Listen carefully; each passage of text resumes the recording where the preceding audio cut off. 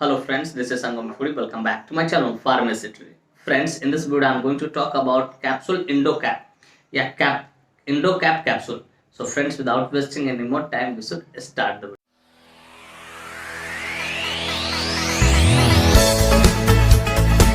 Friends, यह video ना सिर्फ जानकारी के उद्देश्य से बनाई जा रही है। इस वीडियो को देखने के बाद कोई भी मेडिसिन आप खुद से इस्तेमाल ना करें, कतई सेल्फ मेडिकेशन ना करें। Friends, actually don't support self medication at all. So before taking और using any medicine you must consult your doctor. कि कोई भी दवा लेने से पहले या इस्तेमाल करने से पहले आप अपने डॉक्टर से एक बार जरूर कंसल्ट करें। तो फ्रेंड्स, चलिए वीडियो की शुरुआत करते हैं।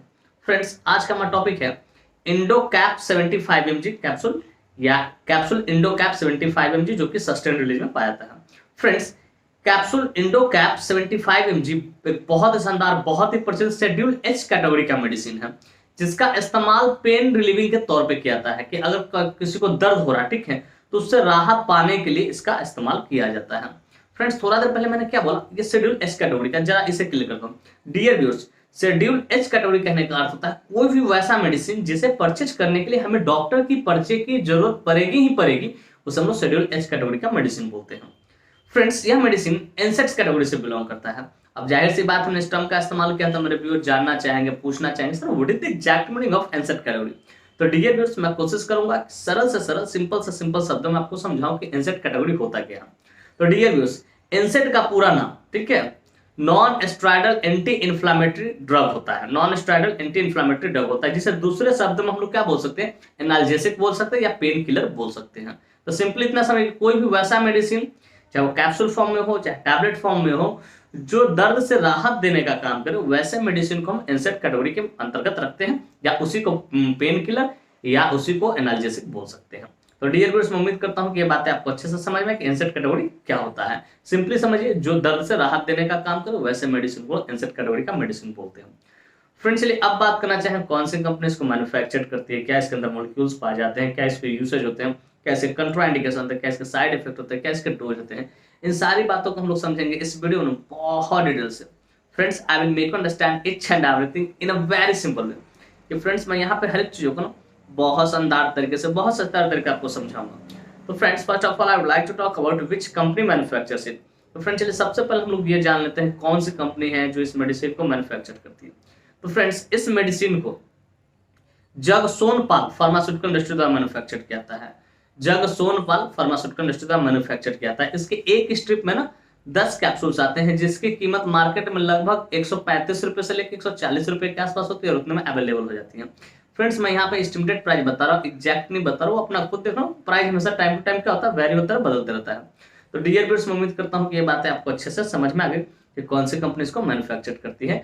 तो जगसोनपाल फार्मास्यूटिकल इंडस्ट्री द्वारा ये मैन्युफैक्चर किया जाता है। फ्रेंड्स, चलिए अब बात करना चाहिए इसके मॉलिक्यूल्स के बारे में। Which molecule is basically found in this medicine. के बेसिकली जो मेडिसिन होता है, ठीक है, कैप्सूल होता है, इसके अंदर कौन सा मॉलिक्यूल्स पाता है। तो फ्रेंड्स, बेसिकली इसके अंदर सिंगल मॉलिक्यूल इंडोमेथासिन 75 मिलीग्राम पाया था, जो कि सस्टेन रिलीज में होता है, मतलब धीरे धीरे रिलीज होता है, एक ही बार में पूरी रिलीज नहीं होता, ठीक है, जिसका इस्तेमाल पेन रिलीविंग के तौर पे करते हैं। तो फ्रेंड्स, मैं उम्मीद करता हूं कि ये बातें भी आपको अच्छे से समझ में आए। इसके अंदर कौन सा मॉलिक्यूल, सिंगल मॉलिक्यूल इंडोमेथासिन, ठीक है, 75 मिलीग्राम होता है। फ्रेंड्स, चलिए अब बात करना चाहेंगे इसके यूसेज का, कहाँ कहाँ इसका इस्तेमाल करते हैं, डॉक्टर कब इसको प्रिस्क्राइब करते हैं, किन किन डिजीज सपोर्टिव ट्रीटमेंट इसका इस्तेमाल लिया जा सकता है। Friends, let us talk about the usage of this medicine. इस मेडिसिन के यूसेज को समझते हैं। तो friends, number 1 is treatment of pain and inflammation. कि अगर किसी को दर्द बहुत ज्यादा हो रहा है, ठीक है, और दर्द ज्यादा हो रहा है, इन्फ्लामेशन भी, तो उसको ठीक करने में डॉक्टर इसका इस्तेमाल करते हैं। पर treatment of pain and swelling, कि अगर किसी को दर्द भी है और सूजन भी है, तो उसको भी ठीक करने डॉक्टर इसका इस्तेमाल करते हैं। पर ट्रीटमेंट ऑफ ज्वाइंट पेन, अगर किसी को ज्वाइंट पेन है, ठीक है, तो उसको भी ठीक करने डॉक्टर इसका इस्तेमाल करते हैं। फिर ट्रीटमेंट ऑफ रूमेटॉइड अर्थराइटिस, कि इसका इस्तेमाल रूमेटॉइड अर्थराइटिस, और जिसको गठिया लोग जनरली बोलते हैं, तो उसको भी ठीक करने डॉक्टर इसका इस्तेमाल करता है। और रूमेटॉइड अर्थराइटिस में दर्द ज्यादा हो रहा है, तो उसको भी ठीक करने डॉक्टर इसका इस्तेमाल करते हैं। फिर ट्रीटमेंट ऑफ एंकाइलोजिंग स्पॉन्डिलाइटिस, कि सर्वाइकल जो है, ठीक है, इसमें अगर दर्द हो रहा है, ठीक है, सर्वाइकल स्पॉन्डिलाइटिस बोलते हैं, ठीक है, तो उसको भी, या एंकाइलोजिंग स्पॉन्डिलाइटिस, उसको भी, उसके भी दर्द को ठीक करने इसका इस्तेमाल करते हैं। पर ट्रीटमेंट ऑफ ऑस्टियोआर्थराइटिस, और किसी को हड्डियों का अर्थराइटिस हो गया, तो उसको भी ठीक करने डॉक्टर इसका इस्तेमाल करते हैं। पर ट्रीटमेंट ऑफ मस्कुलो स्केलेटल कंडीशन, कि अगर किसी का मस्कुलोस्केलेटल कंडीशन बन गया हो तो उसको भी ठीक है डॉक्टर इसका इस्तेमाल। मस्कुलोस्केलेटल कंडीशन क्या होता है जरा इसे समझिएगा।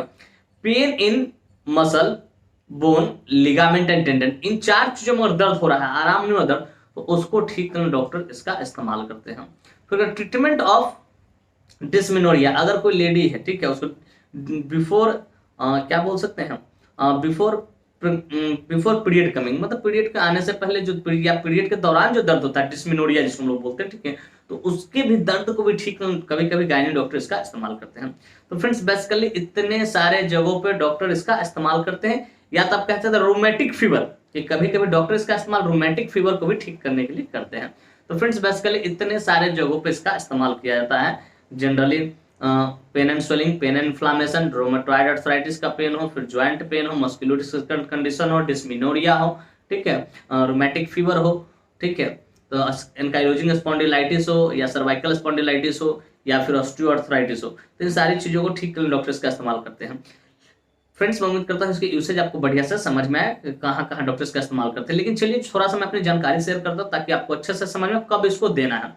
डियर व्यूअर्स, कि अगर कोई व्यक्ति को ज्वाइंट पेन है या रोमेटॉइड आर्थराइटिस है, लंबे समय से है और उसका दर्द आराम नहीं हो रहा है, आप इवन निकोक्सिया भी चला दिए, निकोक्सिया एमआर भी चला रहे, साथ में स्ट्राइडल भी चला रहे, फिर भी उसके दर्द आराम नहीं हो रहा है ठीक है, दर्द आराम, तो उस कंडीशन में डॉक्टर इसको प्रेस्क्राइब करते हैं। जब सारे मेडिसिन दर्द का जो होता है निकोक्सिया, इटोरिकॉक्सिब ठीक है, इटोडोलैक ये सब जो होता है वो जब फेल हो जाए ठीक है, तो उस परिस्थिति में डॉक्टर इस मेडिसिन का इस्तेमाल करते हैं, इंडोकैप का इस्तेमाल करते हैं। याद रखिए इस बात को, सिंपली समझिएगा। ज्यादातर देखिएगा इसका जो इस्तेमाल होता है ठीक है, कि अगर किसी व्यक्ति को लंबे समय से ठीक है अर्थराइटिस है ठीक है, रोमेटॉइड अर्थराइटिस है, ज्वाइंट पेन है, और उसका दर्द जनरली वो सब जो दवा चल रहा है निकोक्सिया एमआर ठीक है, ये सब जो चल रहा है उससे अगर आराम नहीं ले रहा है ठीक है, तो उस कंडीशन में सबसे लास्ट मोमेंट में डॉक्टर इसको प्रेस्क्राइब करते हैं।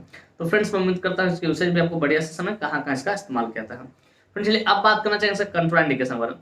Friends without knowing contraindication we should never ever administer any drug any medicine to anyone, कि बिना कंट्राइंडिकेशन जाने कभी भी किसी को भी कोई भी मेडिसिन हो आपको एडमिनिस्टर नहीं करना है, इसका परिणाम घातक हो। तो फ्रेंड्स नंबर 1 कंट्राइंडिकेशन है कि अल्कोहल, की अगर किसी व्यक्ति ने अल्कोहल कंज्यूम कर रखा है उसको आपको नहीं देना है। फिर कहते प्रेग्नेंट लेडी की, अगर कोई लेडी माँ बनने वाली इन द फैमिली में है उसको भी आपको नहीं देना है। फिर द ब्रेस्ट फीडिंग मदर, और कोई स्त्री अपने बच्चों को दूध पिलाती है स्तनपान करती उसको भी आपको नहीं देना है। फिर द लिवर डी और किडनी डी, और कोई व्यक्ति लिवर डी और किडनी से सफर कर रहा है तो उसको भी आपको नहीं देना है। फिर कहता है एपिलेप्सी, अगर किसी व्यक्ति को मिर्गी के झटके बार बार दौरे कन्वल्जन वगैरह तो उसको भी आपको नहीं देना है। फिर कहते हैं मेनिया पेशेंट, अगर कोई मेनिया पेशेंट है, दिमाग का पेशेंट है ठीक है, जैसे सिजोफ्रेनिया हो सकता है, इंसोमेनिया हो सकता है, इस सब टाइप का पेशेंट हो उसको आपको नहीं देना है। तो फ्रेंड्स ये कुछ रहा कंट्राइंडिकेशन, इस तरह कोई भी कंट्राइंडिकेशन का हिस्ट्री मिले उस पेशेंट को आपको नहीं देना है। तो फ्रेंड्स मैं उम्मीद करता हूँ कंट्राइंडिकेशन भी आपको बढ़िया से समझ में आएगा। फ्रेंड्स चलिए अब बात करना चाहेंगे इसके साइड इफेक्ट्स के बारे में।